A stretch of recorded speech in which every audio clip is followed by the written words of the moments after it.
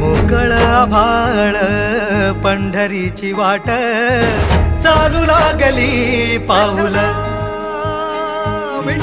नाम गोड ओठी माऊली माऊली अंतरी भेटीची चाहुल निघाली पाऊले दर्शनी ध्यास लागला पंढरी हो असं या उरात दाटली